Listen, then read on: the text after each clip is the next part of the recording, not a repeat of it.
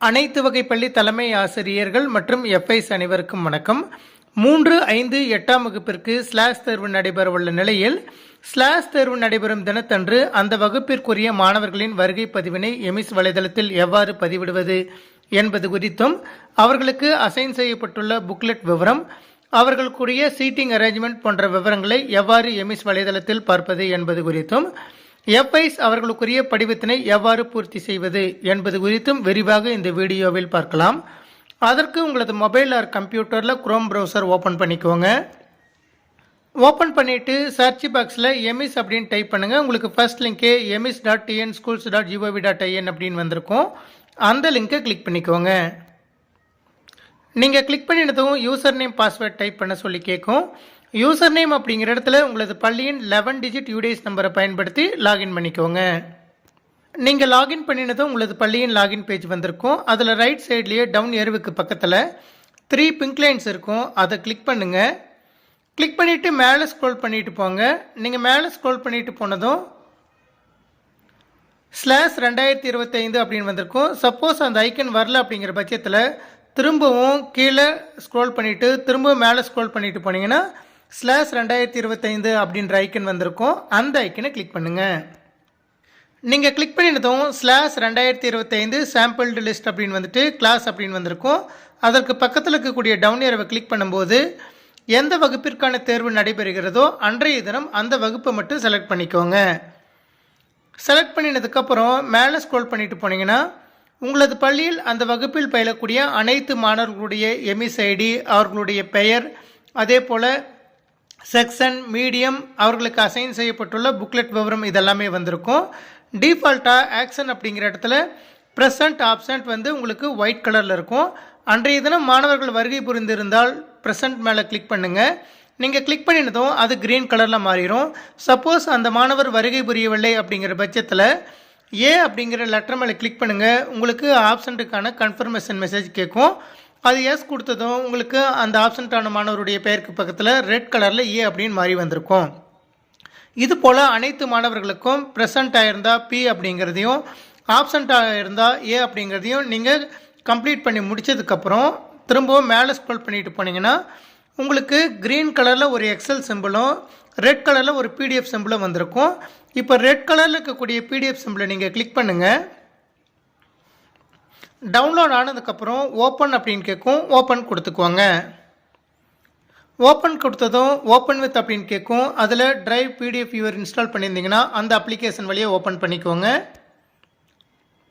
நீங்கள் ஓப்பன் கொடுத்ததும் seating plan for /2025 class 3 அப்படின்னு வந்துட்டு உங்களது பள்ளியின் பெயர் வந்திருக்கும். அதற்கு கீழே ஒவ்வொரு மாணவருக்கும் அவருடைய எமிஸ் ஐடி, அவர்களுடைய பெயர், அவர்களுக்கான புக்லெட் விவரம் வந்திருக்கும். இந்த ஆர்டர் படி ஸ்லாஷ் தேர்வு நடைபெறும் அந்த வகுப்பறையில் மாணவர்களை இதில் குறிப்பிட்டுள்ளபடி உட்கார வச்சுட்டு அவர்களுக்கான புக்லெட் நம்பரை கொடுத்து தேர்வு எழுத சொல்லலாம். அடுத்ததாக எஃப்ஐஸ் தங்களுடைய படிவத்தினை பூர்த்தி செய்வதற்கு இந்த பேஜ்லேயே ஓப்பன் எஃப்ஐஸ் ஃபார்ம் அப்படின்ட்டு ப்ளூ கலரில் ஒரு பட்டன் கொடுத்துருப்பாங்க. அதை கிளிக் பண்ணுங்கள். கிளிக் பண்ணினதும் ஃபீல்டு இன்விஜிலேட்டர் டீட்டெயில்ஸ் அப்படின்னு வந்துட்டு ஸ்டார் போட்டு வந்திருக்கிற ஃபீல்டு எல்லாமே கம்பல்சரி ஃபில் பண்ணி ஆகணும். முதலாவதாக full name of the FI அப்படிங்கிற இடத்துல எஃப்ஐ தங்களுடைய பெயரை பூர்த்தி செஞ்சுக்கோங்க. அதன் பிறகு கான்டாக்ட் நம்பர் ஆஃப் எஃப்ஐ அப்படிங்கிற இடத்துல அவர்களுடைய கான்டாக்ட் நம்பரும், college name of the FI அப்படிங்கிற இடத்துல அவர்களுடைய காலேஜ் பேரும் டைப் பண்ணி முடிச்சதுக்கப்புறம் முதலாவது கேள்வி, is the school aware of the survey and FI arrival அப்படின்னு கொடுத்துருக்காங்க. இந்த பள்ளியில் சர்வே பற்றியும் அதே போல் எஃப்ஐ வருகை புரிவது குறித்தும் தகவல் தெரிந்திருந்தால் எஸ் போட்டுக்க சொல்லுங்கள். இல்லை அவேர்னஸ் இல்லை அப்படிங்கிற பட்சத்தில் நோ போட்டுக்கலாம். அதன் பிறகு ரெண்டாவது கேள்வியில் did HM principal provide proper access to school login in EMIS அப்படின்னு கொடுத்துருக்காங்க. எஃப்ஐஸ்க்கு வந்து ஹெச்எம் வந்து எமிஸ் வலைதளத்தில் வந்து அசஸ் பண்ணுறதுக்கான ப்ரொவிஷன் கொடுத்துருந்தாங்கன்னா எஸ் போட்டுக்கலாம். இல்லை ப்ரொவைட் பண்ணல அப்படிங்கிற பட்சத்தில் நோ கொடுத்துக்கலாம். அடுத்தது மூணாவது கேள்வியில் is a suitable room available specifically for /2025 அப்படின்னு கொடுத்துருக்காங்க. ஸ்லாஷ் தேர்வு நடைபெறுவதற்கு தனியாக ஒரு ரூம் ஒதுக்கீடு செய்யப்பட்டு இருந்தாங்கன்னா எஸ் கொடுத்துக்கலாம். இல்லைன்னா நோ கொடுத்துக்கலாம். அடுத்து நாலாவது கொஸ்டினில் did the survey room have benches, lightning and ventilation in proper condition அப்படின்னு கொடுத்துருக்காங்க. இந்த வசதியெல்லாம் இருந்தால் எஸ் கொடுத்துக்கலாம். இல்லைன்னா நோ கொடுத்துக்கலாம். அடுத்த ஐந்தாவது கேள்வி, was Dhar any interruption from school teachers HM staff during the survey. Survey நடைபெறும் போது ஆசிரியரோ அல்லது தலைமை ஆசிரியரோ குறுக்கீடு எதுவும் செய்திருந்தால் எஸ் கொடுத்துக்கணும். இல்லை அப்படின்ற பட்சத்தில் நோ கொடுத்துக்கலாம். அடுத்த 6வது கொஸ்டினில் was the school staff helpful in distribution and collection of question booklets and OMR sheets அப்படின்னு கொடுத்துருக்காங்க. பள்ளியின் ஆசிரியர்கள் ஸ்லாஷ் தேர்வின் போது புக்லெட் கொடுக்கறதுக்கும் OMR ஷீட் வந்து கொடுத்து வாங்குவதற்கும் உதவிகரமாக இருந்தாங்கன்னா எஸ் போட்டுக்கோங்க, இல்லைன்னா நோ போட்டுக்கோங்க. அதன் பிறகு கிளாஸ் செக்ஷன் கொடுத்துட்டு தமிழ் அப்படின்னு கொடுத்துட்டு ப்ளீஸ் செலக்ட் டீச்சர் அப்படின்னு கொடுத்துருக்காங்க. அந்த டவுன் ஏரோவை கிளிக் பண்ணிவிட்டு 3ஆம் வகுப்பிற்கு யார் ஆசிரியரோ அந்த ஆசிரியருடைய பெயரை செலக்ட் பண்ணிக்கோங்க. செலக்ட் பண்ணி முடித்ததுக்கப்புறம் அடுத்த பாடத்திற்கு ப்ளீஸ் செலக்ட் டீச்சர் அப்படிங்கிற டவுன் ஏரோவை கிளிக் பண்ணிவிட்டு அந்த பாடத்திற்கான ஆசிரியர்கள் பெயர் காண்பித்தால் செலக்ட் பண்ணிக்கோங்க, இல்லைன்னா அதர்ஸ் அப்படிங்கிற ஆப்ஷனை செலக்ட் பண்ணிவிட்டு அந்த ஆசிரியருடைய 8 இலக்க MSID டைப் பண்ணிக்கோங்க.